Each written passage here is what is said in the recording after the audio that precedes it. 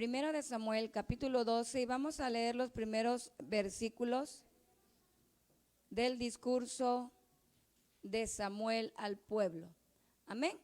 Decimos juntos como estamos enseñados en el nombre del Padre, del Hijo y del Espíritu Santo.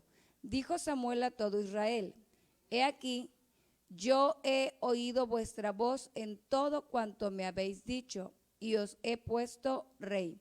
Ahora pues, he aquí vuestro rey va delante de vosotros. Yo soy ya viejo y lleno de canas, pero mis hijos están con vosotros, y yo he andado delante de vosotros desde mi juventud hasta este día. He aquí estoy, atestiguad contra mí delante de Jehová y delante de su ungido. Si he tomado el buey de alguno, si he tomado el asno de alguno, si he calumniado a alguien, si he agraviado a alguno, o si de alguien he tomado cohecho para cegar mis ojos con él, y os lo restituiré. Entonces dijeron: Nunca nos has calumniado, ni agraviado, ni has tomado algo de mano de ningún hombre. Y él les dijo: Jehová es testigo contra vosotros, y su ungido también es testigo en este día, que no habéis hallado cosa alguna en mi mano. Y ellos respondieron: Así es. Amén. Incline su rostro. Padre, en esta mañana, muchísimas gracias, Señor, por el aliento de vida que aún permanece en nosotros. Gracias por tu favor, por tu salud, por el sol, Señor, por tus favores y misericordias con las que nos has rodeado en tu fidelidad. Te rogamos y suplicamos, mi Señor, que tomes el control de la enseñanza, que trates, mi Señor, con nuestro espíritu, que bendigas nuestro ser a través de tu palabra, y que la semilla que tú depositas, Señor, en nuestro corazón lleve mucho fruto para gloria del Padre, en el nombre del Hijo, por el poder de tu Espíritu Santo. Amén. Bueno, vamos a analizar en esta mañana este pasaje, y ahora nos encontramos con las palabras de Samuel hacia el pueblo que ya tiene al rey que han pedido. Y podemos ver en la introducción que está hablando en el nombre de Jehová al principio Samuel, cuando dice: He oído vuestra voz en todo cuanto me habéis dicho, y os he puesto rey. ¿Por qué dijo que está hablando en nombre de Jehová? Porque es Jehová quien está permitiendo esto, aunque la demanda viene del pueblo. Y Jehová le selecciona al pueblo el hombre que el pueblo quiere, porque el pueblo ve lo que alcanzan a ver sus ojos. Anteriormente habíamos dicho en el estudio que Saúl tenía una manera muy fuera de lo que a Dios le agrada de los varones que él establece. Una manera infantil, una manera, ¿cómo se podría explicar? De hacerse notar. Cuando Samuel le va a ungir y le ha citado en un punto para que sea reconocido, dice que él va y se esconde, ¿no? Cuando él ya sabe que él es el que ha sido llamado, ya le ha declarado Samuel lo que Jehová va a hacer, y Saúl se esconde sabiendo que es él, y Jehová responde: Ahí está, ahí, no es que no haya llegado, ahí se está escondiendo. Como cuando estamos en el escondite, ¿no? Y el que está contando ya está: ahí está, si te estoy viendo, ahí veo los piecitos del que está atrás de la silla. Entonces, esa manera infantil que tenía de actuar Saúl, o esa falsa humildad con la que él se quiere hacer destacar, sin embargo, cuando el pueblo ve que es de buen parecer, que sobresale de hombros arriba más que todos, están felices de lo que han recibido. El pueblo esperaba algo que a sus ojos se viera como la figura de los reyes que estaban alrededor. Versículo 2, ahora pues, he aquí vuestro rey va delante de vosotros. Y aquí se enfoca Samuel en hablar de su trabajo. Y aunque yo soy ya viejo,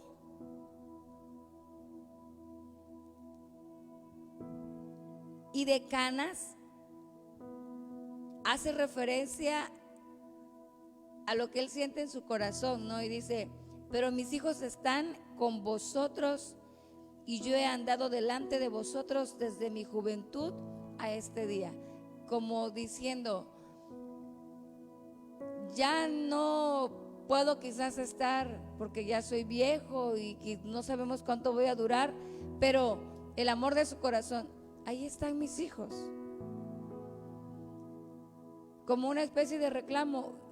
Y he andado desde mi juventud, he servido a Dios delante de ustedes.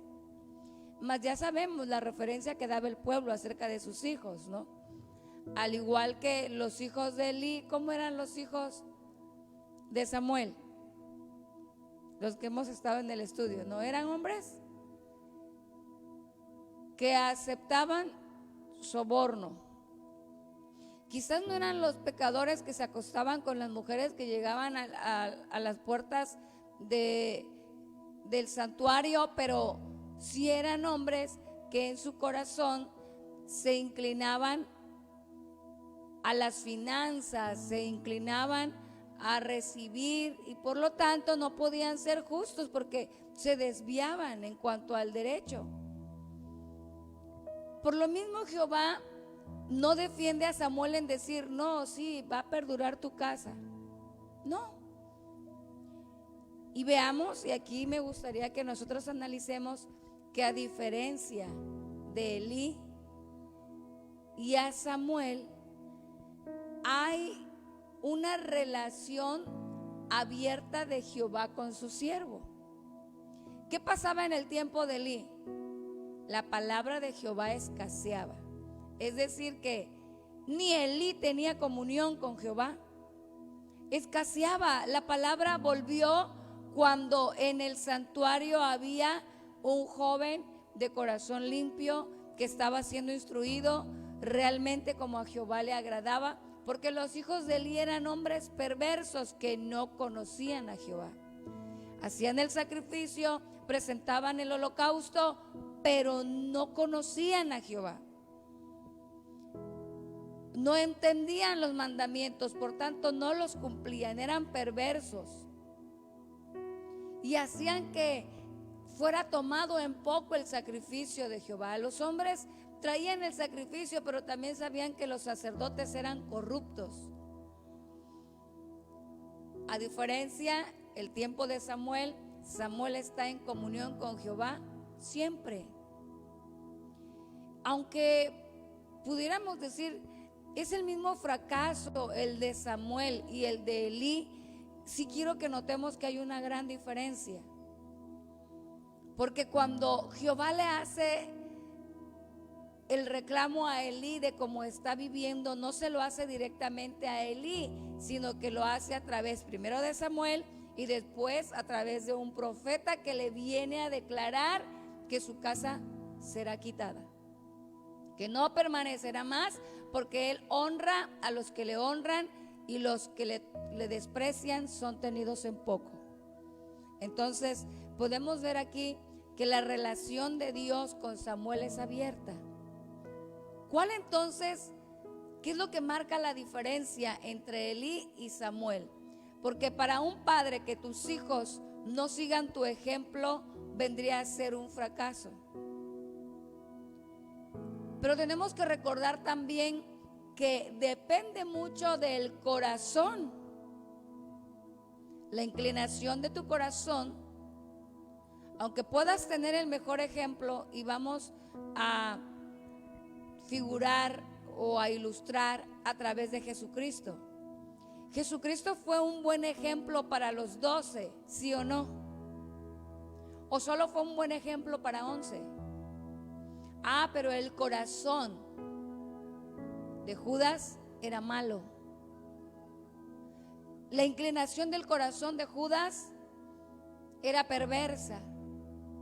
¿Cuál es la diferencia entonces entre estos dos siervos? Primero, que Elí amó más a sus hijos que a Jehová. Así dice la escritura.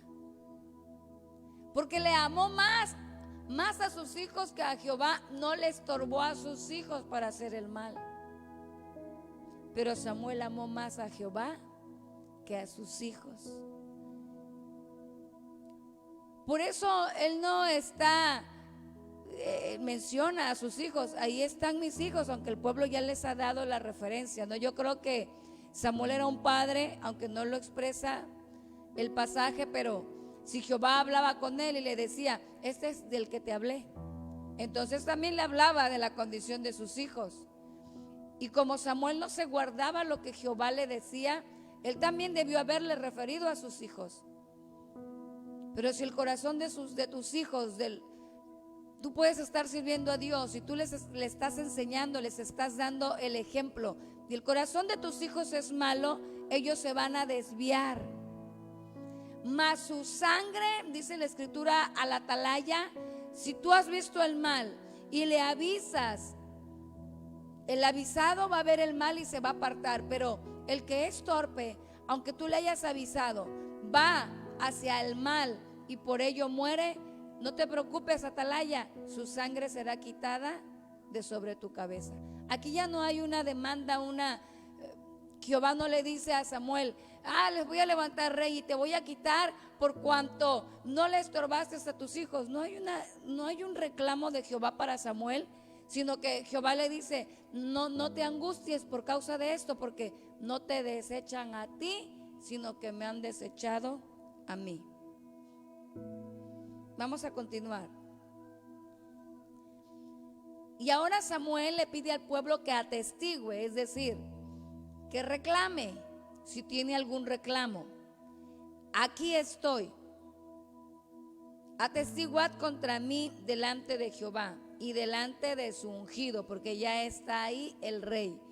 Y aunque se suponía que el rey era el que tenía todo el dominio, es el sacerdote, dense cuenta, o es el profeta aquí, el que va de la mano con la autoridad del rey. Y vamos a ver cómo en el caso de Saúl, que es un hombre pedido o un rey pedido por los hombres, por el pueblo, a Jehová no le agrada la conducta de Saúl y siempre se requiere del trabajo del profeta.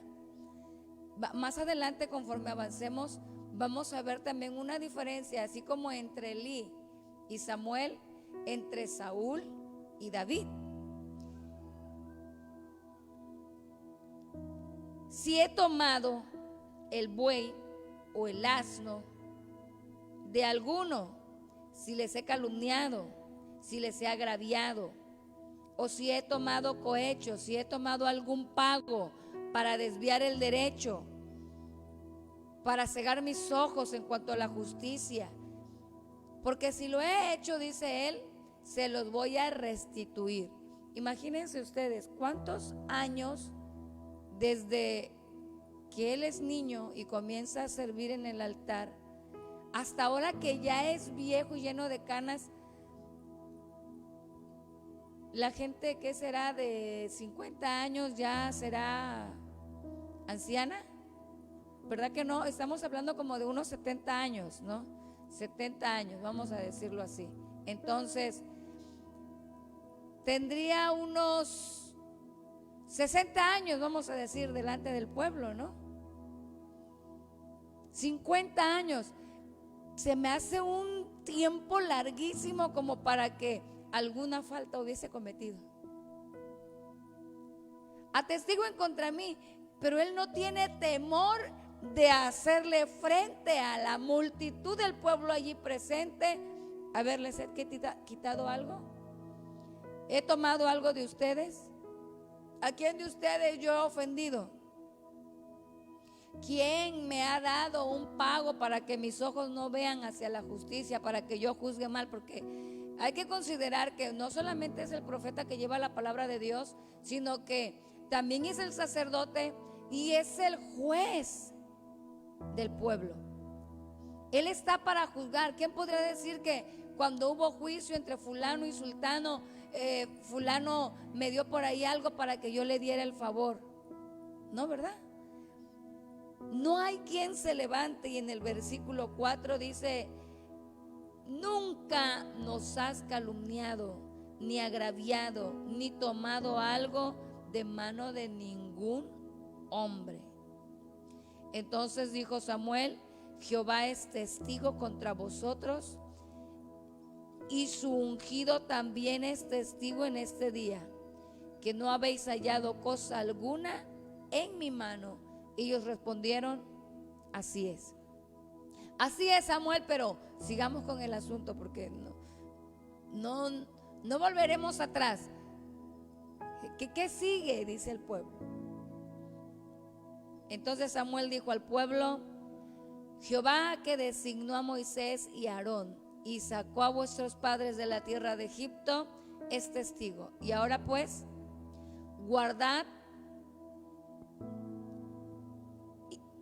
aguardad, y contenderé con vosotros delante de Jehová acerca de todos los hechos de salvación que Jehová ha hecho con vosotros y con vuestros padres. Cuando Jacob hubo entrado en Egipto y vuestros padres clamaron a Jehová, Jehová envió a Moisés y a Aarón, los cuales sacaron a vuestros padres de Egipto y los hicieron habitar en este lugar.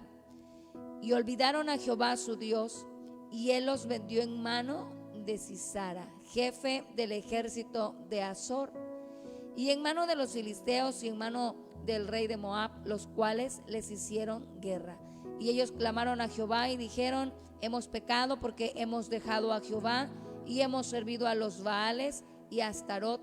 Líbranos pues ahora de mano de nuestros enemigos y te serviremos. Entonces Jehová envió a Jerobbaal, a Barak, a Jefté y a Samuel, y os libró de mano de vuestros enemigos en derredor, y habitasteis seguros.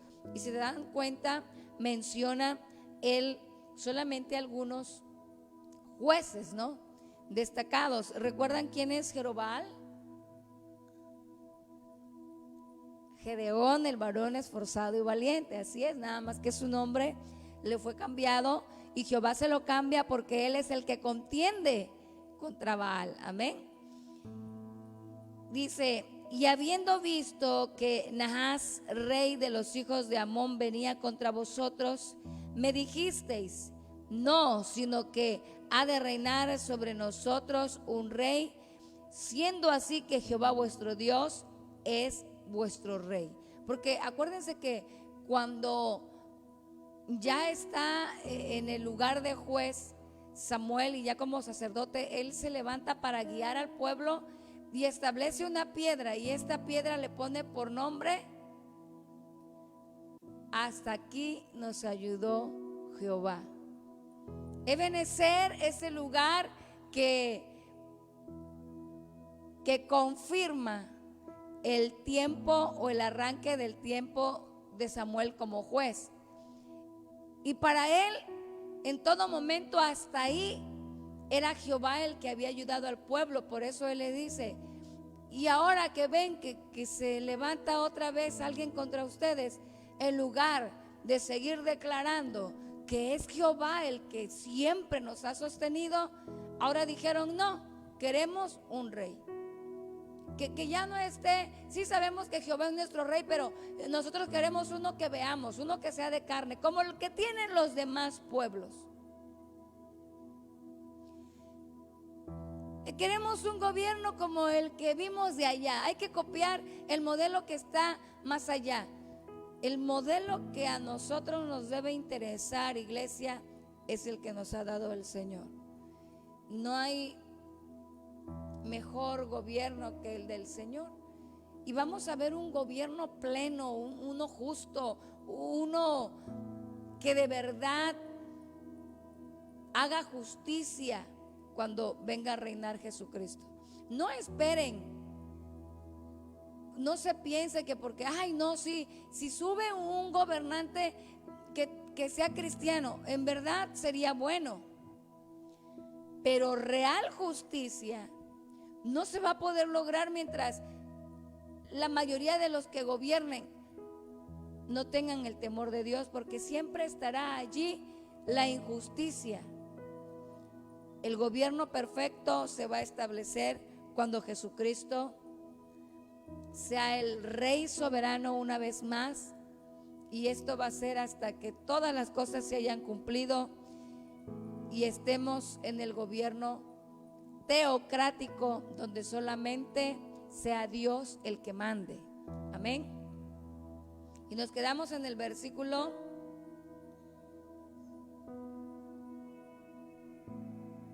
11. No, en el 12.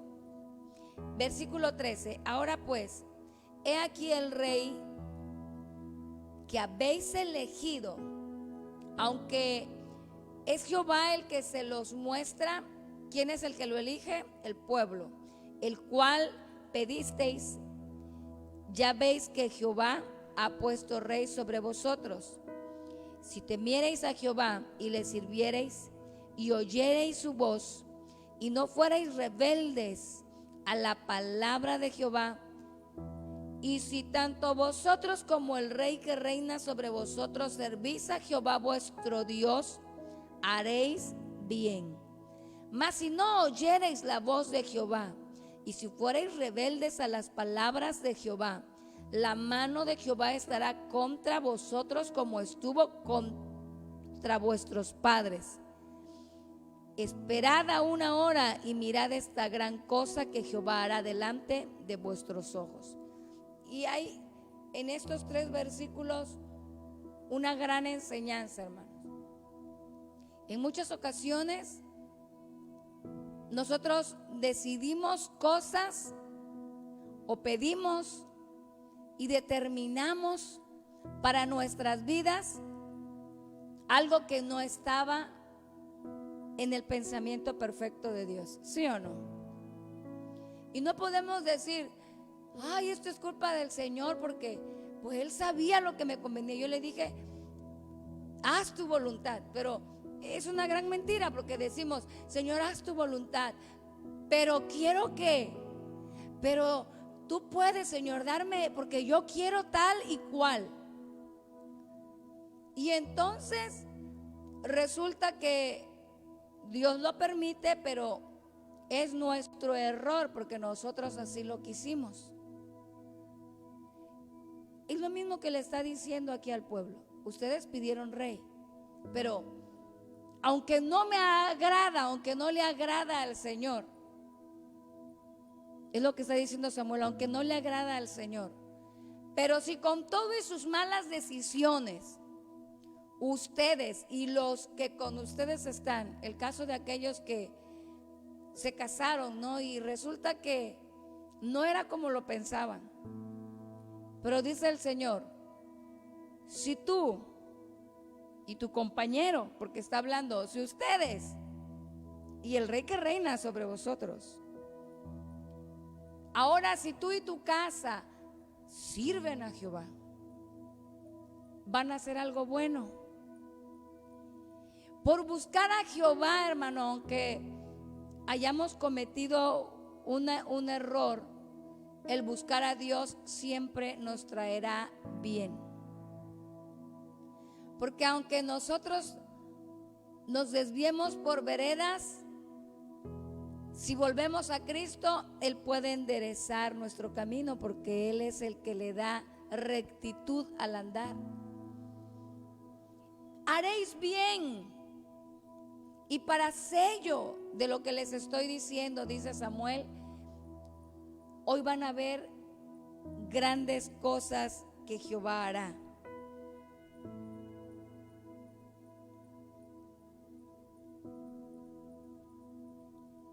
Servid a Jehová vuestro Dios y haréis bien. Pero si no sirven a Jehová, entonces la mano de Jehová va a estar contra ustedes, así como estuvo contra los padres que se desviaron para servir a los Baales, que se desviaron para no atender a la voz de Jehová. Y entonces vemos las consecuencias, ¿no?, de lo que hicimos. Entonces vemos que sí es verdad que todo tiene una consecuencia y que puede ser buena o puede ser mala. Si no servimos a Jehová, dijo Samuel, entonces la mano del Señor estará con ustedes. Y ahora vemos el sello en el 17. ¿No es ahora la siega del trigo? Está hablando de una temporada en la que no hay lluvia. Está hablando de una temporada en la que el sol brilla y es cuando se recoge la siembra, pero les está diciendo, ¿no estamos ahora en la siega? Bueno, pues ahora, aunque no vemos en el clima que llueva, que haya tormenta, dice, yo clamaré a Jehová y él dará truenos y lluvias para que conozcáis y veáis que es grande vuestra maldad que habéis hecho ante los ojos de Jehová, pidiendo para vosotros rey. Y Samuel clamó a Jehová, y Jehová dio truenos y lluvias en aquel día, y todo el pueblo tuvo gran temor de Jehová y de Samuel. La demostración del poder de Dios. ¿Sí recuerdan quién es el profeta que hacía que lloviera y dejara de llover? Bueno, antes de que Elías manifestara este gran poder que Dios tiene obrando sobre sus siervos, Samuel hizo que tronara y que lloviera con tormenta. No fue una lluvinita de que, sino fue una tormenta que hizo que la gente tuviera miedo. Tuvieron miedo. Como que de repente les cayó el 20 de que sí, lo que estaban haciendo era muy malo, de que estaban empedernidos en algo que no le agradaba al Señor, y tuvieron miedo de Jehová y también tuvieron miedo de su siervo Samuel. Versículo 19. Dijo todo el pueblo a Samuel, ruega por tus siervos a Jehová tu Dios, para que no muramos, porque a todos nuestros pecados hemos añadido este mal de pedir rey para nosotros. Y entonces una respuesta de Samuel en el versículo 20 que, ¿cómo decirlo?, redarguyó mi corazón, hermano. Y dice Samuel,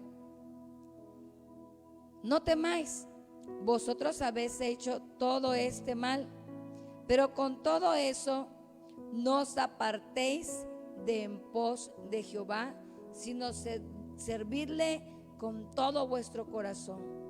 No os apartéis en pos de vanidades que no aprovechan ni libran, porque son vanidades. El consejo amoroso de un siervo, fíjese, del siervo de Dios Samuel. Han hecho este mal. ¿Quién está exento de ofender a Dios? Bien dice el apóstol Pablo, pongan atención a la palabra de Dios, porque con cualquier cosita nos podemos deslizar. El consejo de Pablo es: atendamos con diligencia lo que de Dios hemos oído, no sea que nos deslicemos. Y a veces también nosotros pensamos que, porque somos ministros, porque cómo estudiamos, cómo ayunamos, cómo oramos, que ya lo hemos alcanzado todo. Mas también nos dice el apóstol Pablo, no, si ni yo lo he alcanzado.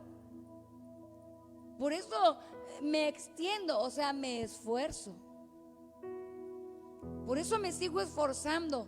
Dicen por ahí que cuando el conductor de un vehículo se confía, choca,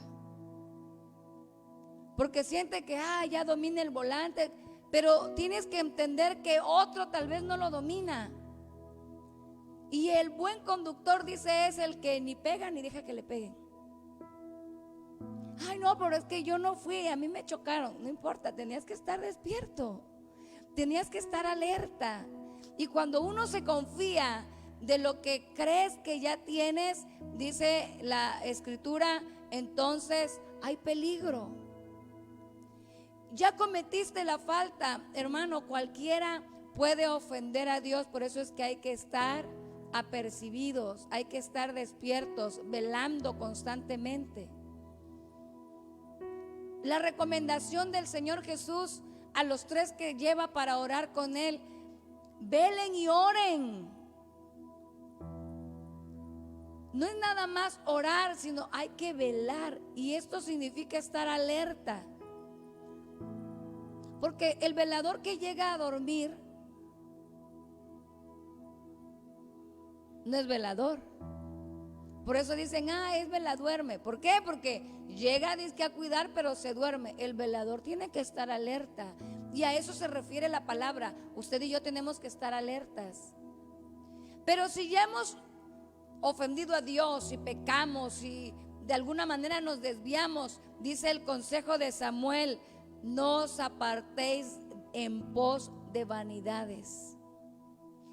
Cometieron esta tan grave falta, hicieron este mal, pero no os apartéis en pos de Jehová.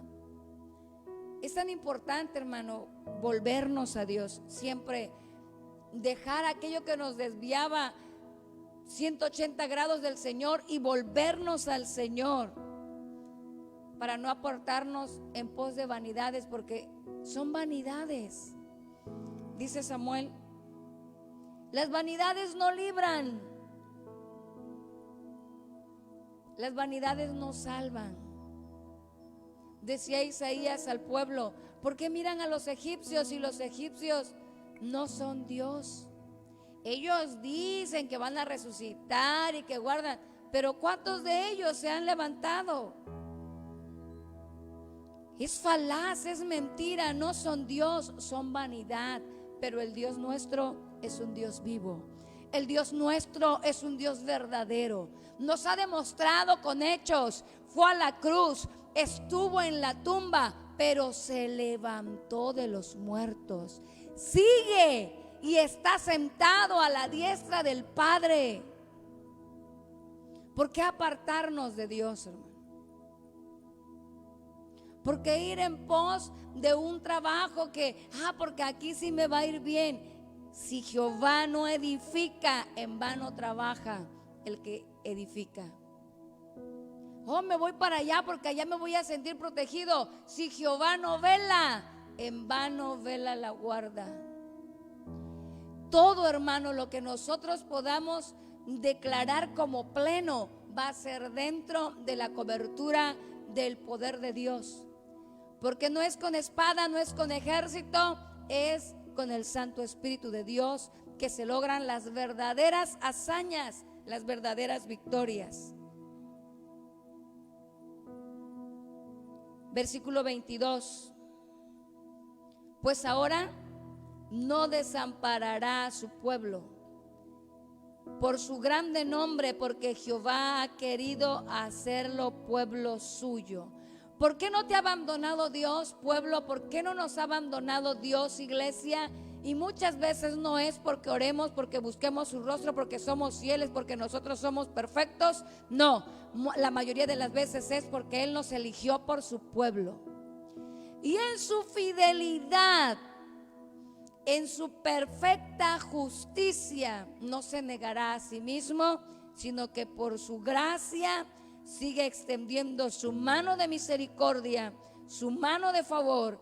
Y por eso Jehová no nos abandonará, no nos desamparará, sino que como quiso hacernos pueblo suyo, nos va a tener misericordia. Pero no se confíe, Él es juez justo. Y si nosotros nos aferramos a seguirle ofendiendo, Él nos va a desechar. ¿Qué podemos hacer? Recibir el consejo que dijo el profeta Samuel cuando juzgaba a Israel, al decirles: no os apartéis en pos de vanidades. Ha llegado el tiempo, hermano, iglesia, en que necesitamos desechar las vanidades. La mayoría de las cosas a las que creemos ser dependientes son vanidades. Una iglesia donde, ay, no sean tan exagerados. No es que, porque las iglesias exageradas son las que tratan de vivir la palabra, no para la gente común. Ay, es exagerados y en tantos lugares, allá, qué bonito se conduce la iglesia y no hacen todo eso. Bueno, porque van en pos de vanidades. El Señor quiere que vayamos en pos de Él. Y cuando nosotros vamos en pos de Cristo,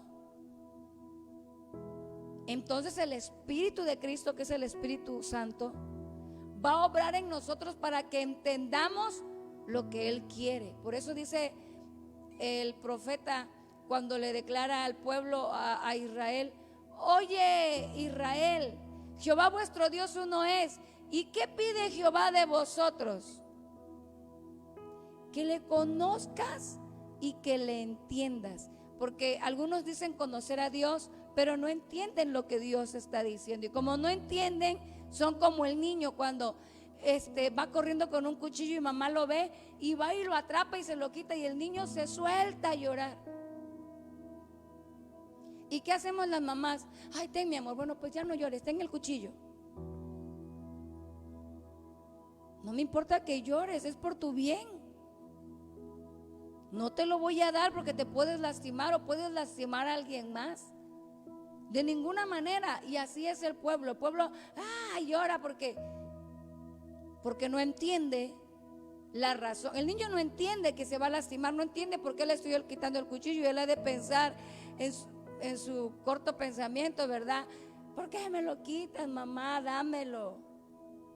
Bueno, mi hijo no habla, pero cuando yo lo he visto hacer eso y se suelta en un berrinche, y ya me estreso, vamos a decirlo así, lo calmo con un cuerazo, con la vara lo calmo. ¿Y sabe qué sucede? Que después de que ya le corregí, ya se le pasa el llanto y se olvida del cuchillo. Jehová quiere que le entendamos. Nosotros sí podemos entender, hermano. No somos niños pequeñitos. Tal vez algunos comienzan a caminar en el Señor, pero se supone que somos seres pensantes. Muchas veces no podemos entender porque no nos ha amanecido el evangelio, porque no hay un verdadero arrepentimiento, ya no en el corazón del hombre, sino en el corazón de la iglesia. No hay un verdadero arrepentimiento, y entonces toda la congregación se desvía hacia vanidades porque no logra entender lo que Dios está hablando. Dice una alabanza: hay gente que necesita entender lo que Dios está hablando. Y cuando se logra entender lo que Dios está hablando, entonces el corazón reposa en paz. Y por eso dice el Señor Jesús dice: sean mansos, sean humildes, y hallarán descanso. Van a tener verdadera paz, porque el obedecer o el entender a Dios requiere de humildad, hermano. Y la mayoría de los que decimos ser cristianos nos topamos con la dificultad de la soberbia. Este espíritu inmundo que no importa la edad, no importa el color, no importa el nivel socioeconómico o educativo que tengas, se puede aferrar a cualquier nivel en el corazón. Y hay un dicho muy mexicano, ¿no? El hambre lo tira.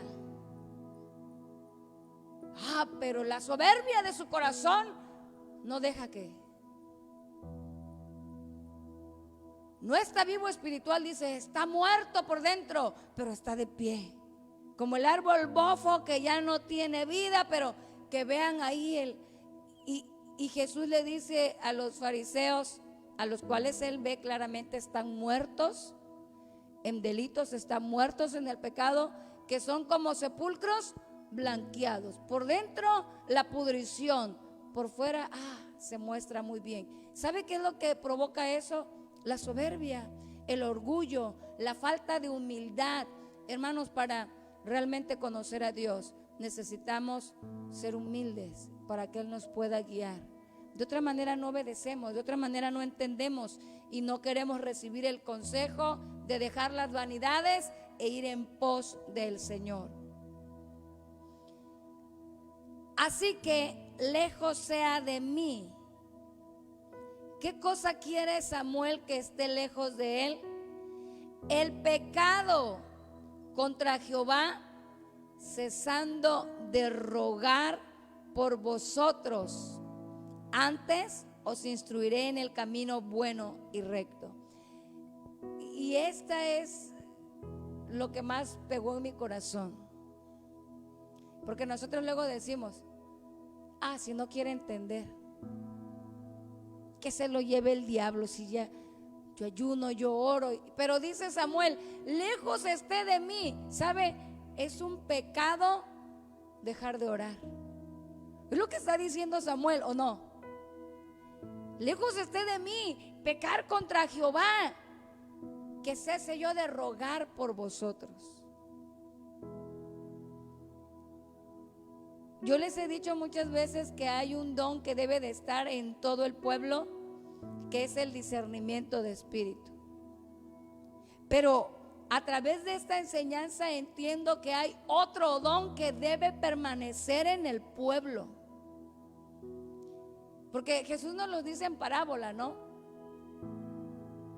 Y nos dice que es una necesidad orar siempre y no desmayar. Mas ahora también entiendo que es un pecado dejar de hacerlo. El rogar, el interceder.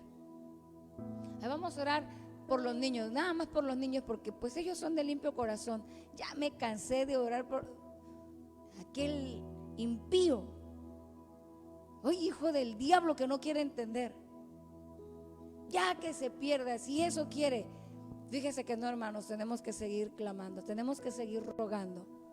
Aunque veamos que cada vez se hunde más la ciudad en medio de las circunstancias de pecado, de la depravación, vemos un mundo que cada vez se desenfrena más a la depravación. Y como les he dicho antes, no es que odiemos, sino que sabemos que la palabra de Dios declara que no debe de ser así. Entonces, ¿qué debemos hacer nosotros? Interceder más.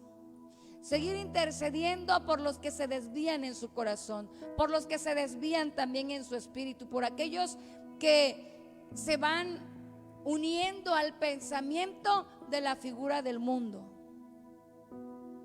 Porque en el mundo todos tienen derecho, ¿o no?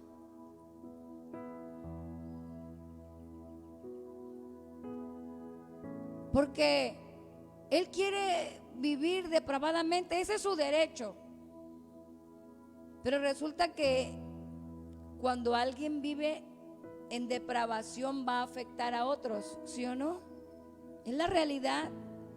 Entonces él no tiene derecho de dañar a otros. En realidad, según la palabra, ninguno tiene derecho de desviarse. Ninguno. Pero como ya todo es en la rama del derecho, todos creen poder pelear por su derecho. Ahora también los jóvenes pelean por su derecho. Y yo leí ¿cómo se le dice? De los que comparten, no es un pensamiento, como una referencia, vamos a decir. No cae en reflexión, fíjese que no, porque dice que los jóvenes o los hijos mejor dicho, si los hijos tienen el derecho de que sus padres les suplan sus necesidades por esta sencilla razón de que los padres deciden ser padres, los hijos no deciden ser hijos. Y pierden, que se hiciera como que una reforma, un derecho, algo así, ¿no? Entonces, resulta que pierden el enfoque de que aunque muchos no piden ser hijos, y los que se hacen padres tienen, ¿cómo podríamos decirlo? Tienen la oportunidad de no ser padres, vamos a decirlo así. Muchos desechan a sus hijos y no ven por ellos. Y pierden el enfoque de el ser agradecidos. La palabra enseña al pueblo de Dios a que seamos agradecidos. Pero ¿sabe quiénes comparten esos tipos de mensajes? Los jóvenes cristianos. O sea que estos jóvenes cristianos no tienen ya temor de Dios en su corazón como para reconocer y ser agradecidos con lo que Dios les permite. ¿Por qué? ¿Por qué me reclaman por el plato y ahí me achacan el plato de comida? Cuando hay que dar gracias, entonces, ¿sabes cuánta gente no recibe un plato de comida? Y es verdad, tus papás, cuando tú eres niño, la escritura dice que el hijo de Dios que no provee para su casa, el siervo de Dios que no provee para su casa es peor que un incrédulo, porque hay gente que no tiene conocimiento de Dios, pero provee para su casa. Mas eso no significa que te lo tengan que dar sin que tú tengas responsabilidades, porque la escritura también declara, y es que, mire, para vivir a plenitud tenemos que vivir la palabra. Y dice la escritura que bueno le es al hombre llevar el yugo. ¿Cuándo? Desde su juventud. Porque en su juventud es donde va a aprender a ser disciplinado. Entonces, es bueno ser agradecido. Ya tienes 14, 15 años, es más, 12 años. Yo a Daniela ya la pongo a trabajar, porque yo no voy a estarle sirviendo todo el día y de repente escucho que cuando la más chiquita le manda a hacer algo, ella le contesta: no soy tu sirvienta. Y dije: mira, como diciendo, yo lo hago, también tú hazlo. Porque yo a ella le digo, cuando me contesta: yo no lo tiré, yo tampoco ensucié todo, pero yo lo limpio. Yo no me como toda la olla de comida, pero yo la preparo, hija, todos tenemos que colaborar. Y ya entonces, no queriendo, va y lo hace, ¿no? Pero cuando ya la otra más pequeña la quiere mandar, le dice: yo no soy tu sirvienta. Todos tenemos responsabilidades y debemos de estar agradecidos, y no permitamos que los modelos del mundo, de la sociedad sin piedad, se metan en nuestro corazón, porque no es lo que a Dios le agrada. Eso es vanidad, hermano. La vanidad no libra, no nos va a llevar a nada bueno. No perdamos el enfoque de quiénes somos. Somos el pueblo de Dios, somos la iglesia. Pero no solamente seamos la iglesia, sino seamos la iglesia escogida por Dios. Seamos la iglesia que agrada a Dios. Clamemos por las situaciones que estamos atravesando. No dejemos de orar, porque somos el pueblo de Dios. Somos nosotros los que estamos para interceder. Oiga, yo leo esto y me causa gracia y digo, pero también me da un celo. Señor, ayúdanos. Mira la juventud. ¿Qué iba yo a pensar así en mis tiempos de juventud? Bueno, sigo joven, pero ya no tanto. ¿Cómo se me iba a venir ese pensamiento? Si tengo un techo, si yo siempre pensaba y decía: Señor, ayúdame, yo quisiera proveer para mis papás. Ya tenían una casa, pero el deseo de mi corazón era hacerles una casa yo. El deseo de mi corazón era que ya no tuviera mi mamá que lavar trastes, que no tuviera que planchar o lavar, sino que yo decía, voy a tener mi carrera, les voy a hacer una casa más bonita y voy a trabajar y yo los voy a cuidar, voy a ponerle a alguien que haga el trabajo que ella tiene que hacer. ¿Sabe por qué? Porque yo veía con cuánto amor, con cuánto esfuerzo. No era fácil poner el plato de comida que a mí me gustaba sobre la mesa, porque ¿a poco no hacen así los papás? Algunos y otros es lo que se pudo, ¿no? Y esto te vas a comer y nadie reclama. Dice una hermana que conozco, nos daban lentejas con verdura, imagínense usted. Eran lentejas blancas y con verdura picada y eso sabía, dice ella. Pero decía mi mamá, esto es lo que hay y se lo comen. Y nos lo teníamos que comer. Una vez me contó el pediatra de Daniela, porque yo le decía que no quería comer la niña y me dijo, no le dé nada y va a ver si no va a comer. Nosotros éramos 8, dice él. Un bolillo para cada quien y cuidadito descuidabas tu bolillo porque el otro te lo quitaba. Y lo que te ponía en tu porción, eso comías. Y luego me dijo, ¿usted cree que los niños de África le van a decir que no a lo que usted les ponga? Y yo me quedé pensando, dije, bueno, tal vez sí es cierto, ¿no? Y eso empecé a hacer. No quería comer, ni modo, que se aguante. Y la niña aprendió a comer. La verdura que le pusiera, se la comía. Pero a veces estamos tan favorecidos que creemos que porque Dios nos ha favorecido, nos lo merecemos. Equivocación. Decían en el juego, no, equivocación. Equivocación, iglesia, no es que nos lo merezcamos, Él lo está diciendo claramente, sino que por su fidelidad, porque nos escogió y Él está cumpliendo su fidelidad para con nosotros, es que Él nos concede los favores. No hagamos este pecado de dejar de clamar. Si hasta hoy el Señor ha tenido misericordia, aunque no oramos, aunque no hacemos hincapié en lo que el Señor nos ha pedido, bueno, ahora retomemos el buen camino. Volvámonos al Señor. Clamemos. Oremos como no lo habíamos hecho antes. No solo vamos a clamar por nosotros. Yo creo que Samuel oraba por él para que tuviera una buena comunión con Dios.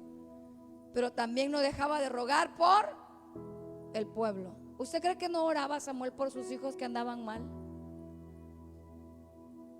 ¿Y cuántas veces no se la pasó rogando por Saúl, que se desvió? Hasta que Jehová le dijo, ya no me ruegues más. Yo ya lo deseché y tú. Pero mientras el Señor no nos diga eso, tenemos que seguir rogando, porque luego nosotros somos los que desechamos, ¿no? El Señor todavía no desecha, sigue teniendo misericordia y nosotros vamos desechando de la lista, ¿no, hermanos? Vamos a retomar el camino y vamos a seguir clamando, vamos a seguir orando. No pequemos en dejar de interceder. La iglesia tiene que tener el ministerio o el don de la oración siempre. Versículo 24 y 25 para terminar. Temed a Jehová y servidle de verdad con todo vuestro corazón, pues considerad cuán grandes cosas ha hecho por vosotros. Mas si perseverareis en hacer mal, vosotros y vuestro rey pereceréis.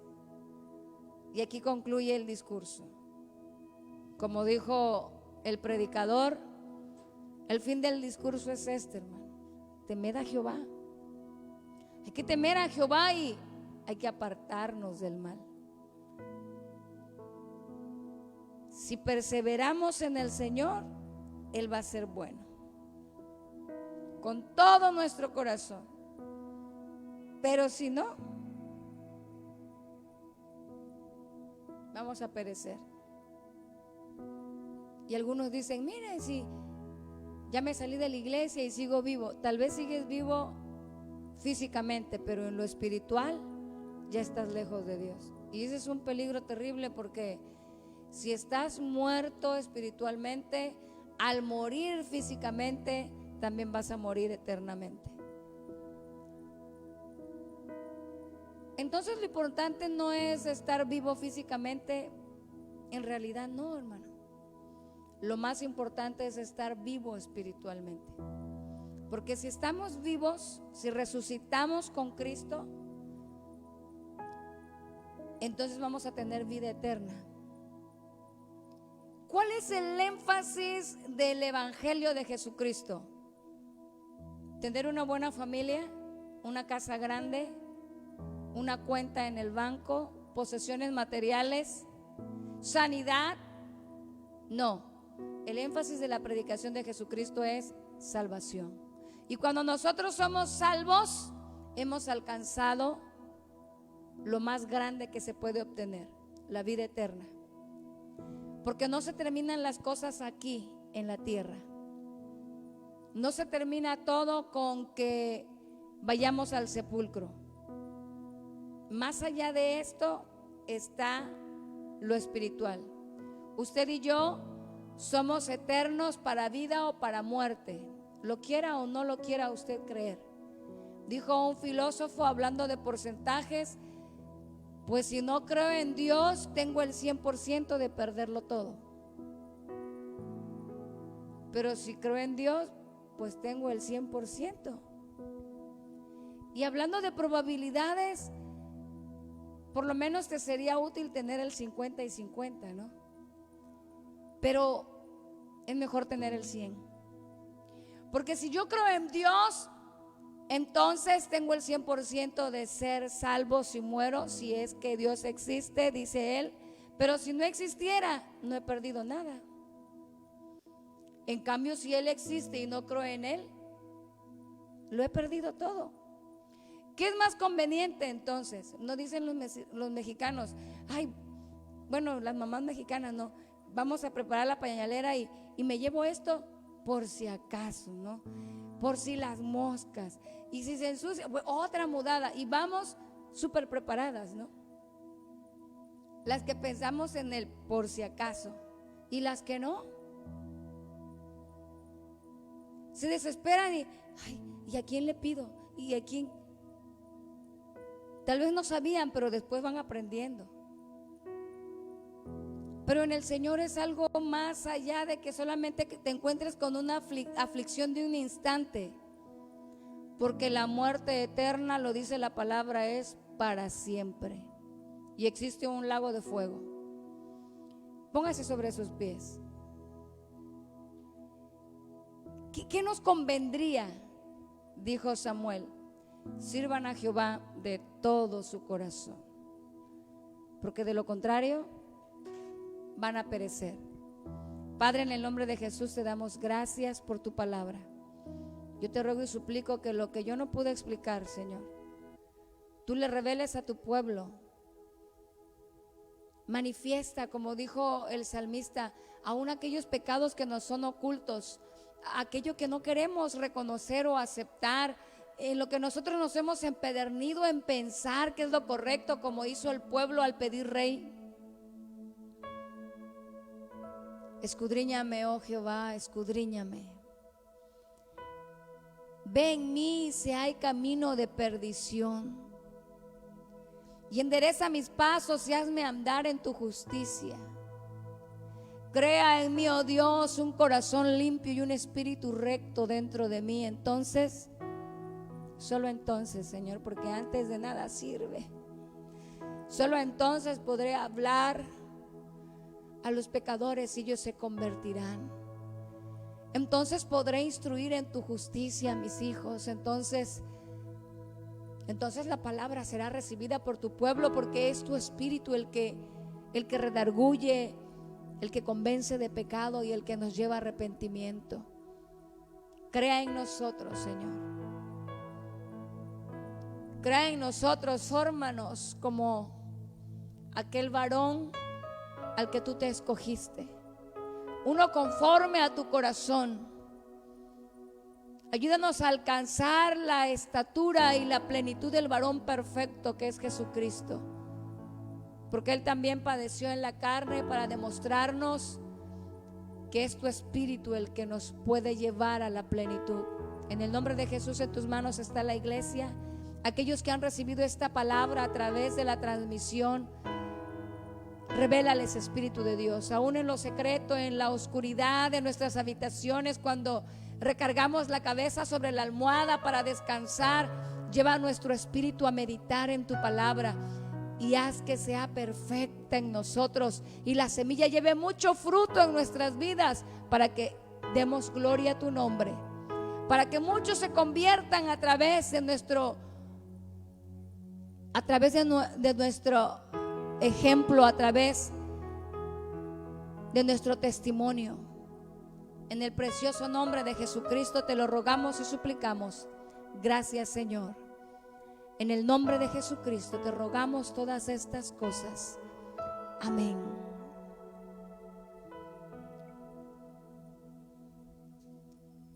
Vamos a darle lugar a los